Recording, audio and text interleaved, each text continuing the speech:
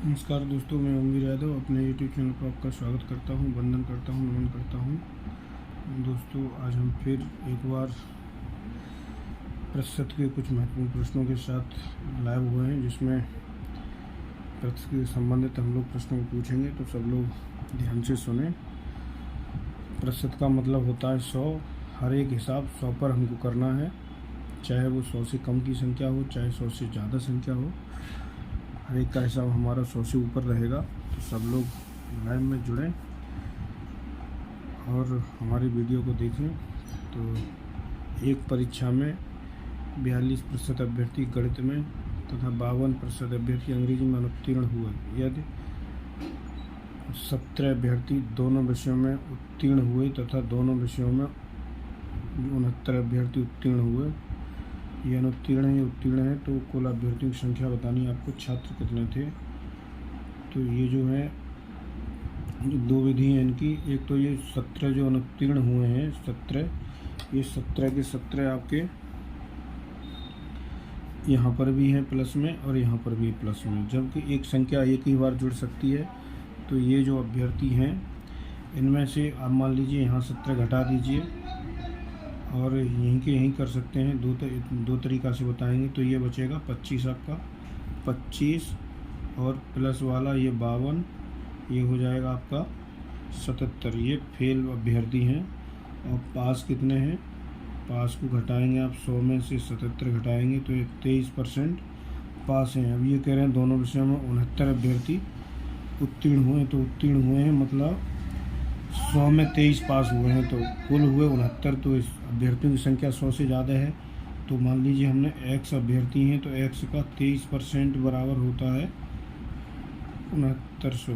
तो ये x बराबर हो जाएगा 6900 गुणा 100 बटे में 23। ये 23 ये कट जाएंगे 3 बार, तो 3 के पीछे कितना जीरो आ जाएगा? 4 जीरो। इतने अभ्यर्थी हैं वहाँ पर। दूसरी विधि देखें। दूसरी विधि में क्या करते हैं, जैसे ये है, ये गणित में अभ्यर्थी पास हुए हैं 42 और ये हुए हैं आपके अंग्रेजी में 52 और ये 17 बीच में है, क्योंकि दोनों विषयों के हैं 17। तो 17 यहाँ पर भी है, 17 यहाँ पर भी है। तो आपको क्या करना है, फेल अभ्यर्थी निकालने हैं। 42 प्लस 52 ये जोड़ने हैं, माइनस 17 करना है। तो ये 94 में आपके घटेंगे तो बचेंगे, ये 17 घटाया जाएगा तो बचेगा 77% ये फेल हुए हैं। और पास कितने हुए? 100 में से घटाएंगे इनको 77 को, तो 23 पास हुए हैं, पास अभ्यर्थी हैं। अब ये करें पास अभ्यर्थी तो 6900 हों तो क्या है कि यहाँ 23% जो है पास हुए हैं, 100 में से 23 हैं। तो मान लीजिए हमने अभ्यर्थी मान ले x अभ्यर्थी हैं कुल, और x का 23% जो है कितने के बराबर है? 69 के बराबर, 6900 के बराबर। तो x बराबर कितना हो जाएगा? 6900 गुणा 100 बटे में रहेगा आपका 23। वहीं पहुंच गए 300। तो ये 3 के पीछे ऐसे भी कर सकते हैं, या आप शॉर्ट से शॉर्ट करना चाहें कम समय में। तो ये जो अब दोनों होते हैं, ये पहले ये भी देखना होता है कि यहाँ उत्तीर्ण है, अनुत्तीर्ण है, यहाँ भी अनुत्तीर्ण है। ऐसा न हो कि एक में उत्तीर्ण का हिसाब किताब हो, एक में अनुत्तीर्ण का हो। तो ऐसे में आपको उत्तीर्ण या अनुत्तीर्ण जो पूछा उसी पर ले जाना पड़ेगा डाटा को। तो ये प्रश्न है आपका। दूसरा है, किसी वस्तु के मूल्य में पहले 10% की कमी हो जाती है, उसके बाद जो है 20% की वृद्धि की जाती है। यदि प्रारंभिक मूल्य 33 रुपया हो, अंतिम मूल्य 33 रुपया, प्रारंभिक आपको बताना है पहले कितने का था। तो मान लिया हमने पहले मूल्य था उसका 100 रुपया, पहले वृद्धि हुई है 10% की, तो 110 रखेंगे।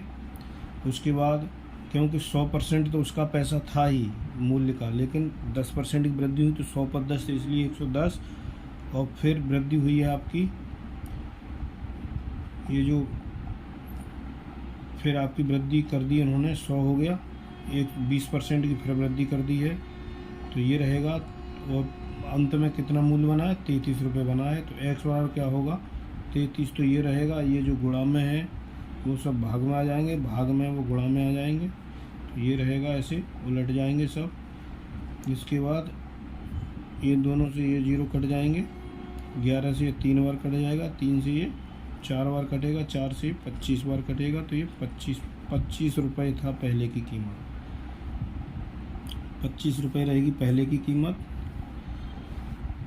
अगला प्रश्न रहेगा, सेब के मूल्य में 25% की कमी होने पर एक ग्राहक को 250 रुपये में 2 किलो अधिक सेब मिलते हैं, तो घटा हुआ मूल्य प्रतिशत ज्ञात कीजिए। तो यहाँ 1 केजी का प्रतिशत निकालेंगे, हमेशा वर्तमान भाव लिया जाएगा। तो या तो पहले 240 का 25% की कमी हुई है, तो ये निकालें कितना होगा। इससे 4 बार कटेगा, ये 60 रुपया हो जाएगा। और 60 कितना है, 2 किलो है, तो 60 में 2 का भाग लगाएंगे तो ये हो जाएगा 30 रुपये किलो। घटा हुआ मूल्य जो है अब 30 रुपये किलो हुआ है। या ऐसे भी कर सकते हैं, पहले आप 1 केजी 2 केजी मिलता है 240 रुपये में, और 1 केजी पर हिसाब लगाएंगे तो 240 में 2 का भाग लगेगा तो रहेगा 120। अब 120 का 25% निकालना है आपको, तो ये 5 बार कटेगा, 5 दूनी 10, 2 5, तो ये आपका 25 से 4 बार कटेगा, 4 से कट जाएगा, 30 बार 30 रुपये होगा। चाहे ऐसे निकाल लो, पहले या तो 1 किलो का भाव निकाल लो, या पहले % निकाल के उसकी रेट की उसमें 2 का भाग लगा दो, जितना यहाँ केजी है उतना ये आ जाएगा। इसी आगे एक और प्रश्न होगा, उसको भी इसी तरीक़ा से देखेंगे। 2 संख्याएं तीसरी संख्या से क्रम से एक 30% ज़्यादा है, दूसरी 40% अधिक हो, तो दूसरी संख्या पहली संख्या का कितना प्रतिशत है। तो तीसरी संख्या पहले कितनी रहेगी, तीसरी हमने मान ली, तीसरी संख्या रहेगी 100, और वो पहली संख्या कितनी है अधिक, पहली हो जाएगी 130 और दूसरी हो जाएगी 140। अब ये कह रहे हैं तो दूसरी संख्या 140 रहेगी, पहली संख्या का वाला नीचे पद आता है गुणा 100, ये इससे कटेगा, और ये जब कटेगा तो आएगा आपका 107.69, ये प्रतिशत रहेगा इसका। ऐसे प्रश्न ज़्यादा कठिन नहीं होते हैं, पढ़ने में कठिन लगते हैं, लेकिन जब पता होता है तो सरलता से हो जाते हैं। इसमें देखिए रमन की सैलरी 50% कम हो गई, इसके बाद 50% बढ़ गई, तो उसे कितने प्रतिशत नुकसान हुआ। अगर ये प्रतिशत नहीं लगा होता तो कोई हानि नहीं होती, क्योंकि मान लीजिए किसी को सैलरी मिल रही है पहले 500 रुपये, पहले 50 रुपये घटा दी, फिर 50 बढ़ा दी, कोई दिक्कत नहीं हुई। लेकिन यहाँ % में हिसाब किताब है, इसलिए बहुत घाटा होगा। जैसे मान लीजिए आपने, ऐसे प्रश्नों को ज़्यादा समय नहीं लेते हैं, 100 रुपये थी मान लीजिए सैलरी उसकी, तो 50% कम हुई तो 50% बची है। अब 50% पे फिर 50% इसने बढ़ाई है, 50 रुपये पे पहले कम तो हुई, तो 100 रुपये पे 100 रुपये थी सैलरी, तो 100 पे 50 रुपये कम हुई थी, तो 50 रुपये की कीमत रहेगी। अब बाद में फिर बढ़ाई है 50%, तो अब तो उसको सैलरी 50 रुपये ही मिल रही है, तो 50 पे जब 50% निकालेंगे तो ये 25 रुपये बढ़ोतरी होगी उसकी। तो अब 50 रुपये पहले थी, 25 और बढ़ी, तो 75 रुपये मिल रही है। पहले 100 मिल रही थी, अब 75, तो कितने का घाटा हुआ, 25%। ऐसे भी कर सकते हैं। तो ये ऐसे प्रश्नों को ज़्यादा देर तक या ज़्यादा समय नहीं देते हैं प्रश्नों पे, क्योंकि इतना समय लगाएंगे तो बाकी प्रश्नों में कम पड़ जाएगा। तो ये आपका प्रश्न रहा। अगला प्रश्न रहेगा 6 नंबर का, देखें। किसी 400 लीटर 400 लीटर कोई मिश्रण है, उसमें 10% पानी है, उसमें कितना लीटर पानी और मिलाया जाए कि पानी 20% हो जाए। तो मान लीजिए पहले आपका नमक ही मान लेते हैं, नमक था या जो भी है, और इधर पानी लिख लिया। तो नमक मान लीजिए हमने 100 था, नहीं 100 पूरा टोटल होगा 100, तो 90 हमने नमक मान लिया, तो 10% पानी है। फिर इसमें कह रहे हैं 20% पानी हो जाए, तो यहाँ 80% बचेगा। और जो मिलाया या घटाया जाए उसे काम में नहीं लेना है, ये भी ध्यान रखना है। तो मिलाया घटाया क्या जा रहा है, इसमें नमक मिलाया जाता तो इसको काम में नहीं लेते, या पानी मिलाया जा रहा है तो पानी को काम में नहीं लेंगे। तो 400 लीटर है, उसको बाद में यूज करेंगे, पहले अपनी तरफ से बनाते हैं इसको। जैसे नमक है, पानी है, तो पहले मान लीजिए 100 लीटर पानी था, 100 लीटर मिश्रण था, इसमें नमक 90% है तो 90 रहेगा, इसमें 10% पानी है। और वो कह रहे नहीं हमको ऐसे करना है कि 20% पानी हो जाए, तो जब 20% पानी करेंगे तो 80% इसमें नमक रहेगा। तो 80% जब नमक रहेगा तो अब निकालना है हमको कितना हमको मतलब उसमें मिश्रण मिलाना पड़ेगा। तो 400 पे हमको मिलाना है 90/80 करेंगे, पहले का ये रहेगा बाद का। तो 90 पे 80 ये करेंगे तो ये कट जाएगा 50 बार, तो ये हो जाएगा 450 मिश्रण है टोटल। अब मिलाया गया कितना है, मिलाया इसमें पहले, अब 400 है, पहले कितना था 400, तो ये 50 लीटर इसमें पानी मिलाया जाएगा। तो ये मिश्रण जो है 20% हो जाएगा इसका। ऐसे प्रश्नों को जल्दी ही ये प्रश्न हल हो जाते हैं मिश्रण वाले, लेकिन आपको पता होना चाहिए। तो यह करने के लिए सबसे पहले 100 पे मान लेते हैं। तो 100 नमक 90 था तो पानी 10 था, अब हमको 20 करना है पानी, तो ये 80 बचेगा। और जो मिलाया जाता है उसको काम में नहीं लेते हैं, तो यहाँ पर अब 450 है, अगर यहाँ जो लीटर होता वो यहाँ लिखते, उसके बाद इसका परसेंटेज निकाल के ये 450 लीटर हो जाता। तो 450 पहले 450 लीटर बचेगा। इसकी अगला भी देखें, चीनी के मूल्य में 20% की वृद्धि हो जाने पर कोई व्यक्ति 500 रुपये में 5 किलो चीनी कम खरीदता है, तो चीनी का प्रति किलो बढ़ा हुआ भाव ज्ञात करें। तो जैसे चीनी है तो आपका 500 रुपये में है, कितना है 5 किलो, तो ये 100 रहेगा, और 100 का आपको निकाल देना है 20%, तो ये 20 रुपये। तो ये जो है मूल्य जो है 20 रुपये रहेगा।